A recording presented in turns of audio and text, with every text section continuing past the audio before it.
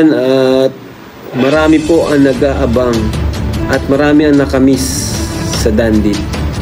So, bigyan natin sila ng chance, opening, Season 2. Kalingap, welcome back to my YouTube channel. Magandang araw po sa lahat, sa amanda ko kayo ng mundo naroroon. Sa kapwa ko po OFW, ayan, mag-iingat po tayong lahat. Ayan, may grab shoutout po kila Kuya Bal Santos Matubang, Ate Edna Vlogs at Kalingap Rab.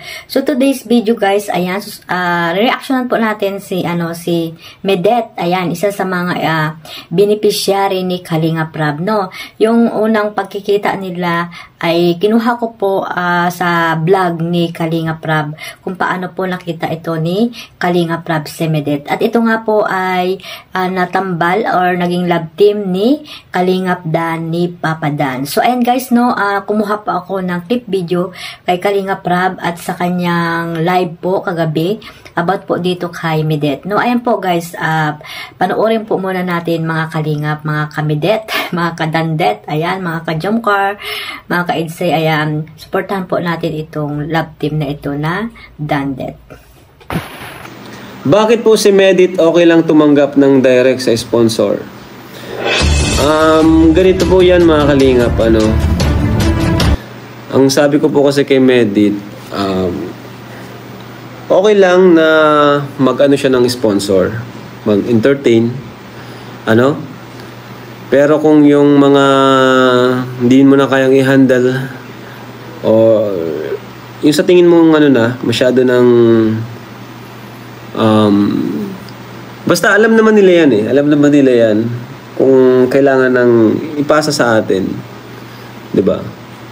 Yung mga mahirap i-handle. Pero kung kaya naman niya, okay lang. Basta sabi ko, basta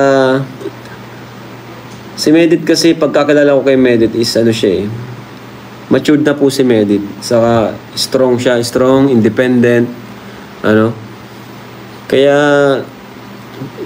inalaw ko siya na okay siyang kanya ng sponsor, tumanggap ng tulong. Basta sabihin sa atin or i-announce tuwing mag-vlog kami, pasalamatan niya yon para alam din natin yung mga natanggap niya.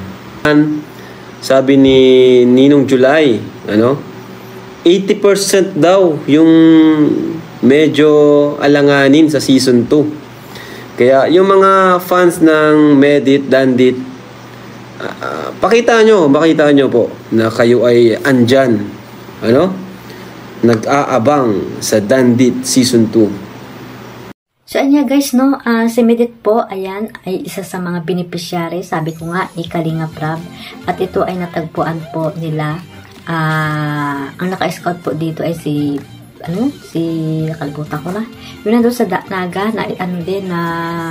estudyante pa to pero Kalingap charity vlogger. Kasama ito nila Kalampitos, ayan. J. Brad, ayun, si J. Brad ba yun? Yun, basta yun. Ayan, no, nakita ito na nagtitinda ng puto, mga litchiplan. Ayan, isa sa napakasipag din na bata itong si Medet. Ayan, habang nag-aaral, ay nagtitinda siya ng mga kakanin para sa kanyang pag-aaral. No, parang siyang nag-working student sa pagtitinda. Ayan, nagluluto din siya ng mga litchiplan kasama ang kanyang nanay. Isa din napaka-responsableng bata itong si Medet. Ayan nga, no, nakita ito nila Kalingap Rab doon sa nakaupo siya at yan nga, nakita niyo yung clip video na kinuha ko po kay Kalingap Rab. Sa hindi pa po nakapunta or napanood dyan, ayan, pakipuntahan niyo po ang vlog ni Kalingap Rab sa kanyang YouTube channel, no, sa mga bago po sa aking channel. Ayan. So, ayan nga guys, no, napag-usapan nga ang love team ng Medet, no, ang Dandet pala. Napag-usapan din ang Dandet na bakit ganun, Kalingap, maraming ayaw na ipagpatuloy ang episode 2. Kasi sabi dyan ay 80% daw, no, 80% lang at hindi, ang iba ay umayaw na ipagpatuloy ang love team na Dandet. So ayan, no, may mga may mga nag-comment din doon about doon sa sponsor na nagda-direct dito kay Medet, no, na isa din na ipaliwanag doon ni Kalingap Rab sa kanyang live na meron daw palang permiso kay Kalingap Rab na dumirikta ang mga doon ang mga sponsor kay Midet. Pero yun nga, na-blive din ito ni Kuya Bal na mahirap yun, lalo na pag pag pera ang pinag-uusapan. Pero hindi naman natin hindi naman tayo nag-advance thinking sa mga sa mga sponsor ni Midet, na sana po maunawaan din po ninyo ang ibig sabihin po ni ni Kuya Bal Santos Matubang, dahil po probe na po yung mga ibang sponsor na talagang iba po yung hangarin sa mga beneficiary ng Kalingap, no. At sana pagtulong lang sana ang hangarin nyo at wala nang iba, no. At wag nyo hahawakan sa liig itong si Midet kung kayo po ay sponsor niya, ayan. Pero nagpapasalamat po kami kasi nga sa mga sponsor ni Midet ay natulungan niyo po sila. Siyempre nga pagtulong po yan kailangan tanggapin kung ano man yung mga binibigay nyo kay Midet. Pero sana hanggang doon lang, wala nang kung ano pa man, no. Pero sana maging loyal nga itong si Midet kay Kalingap Rab.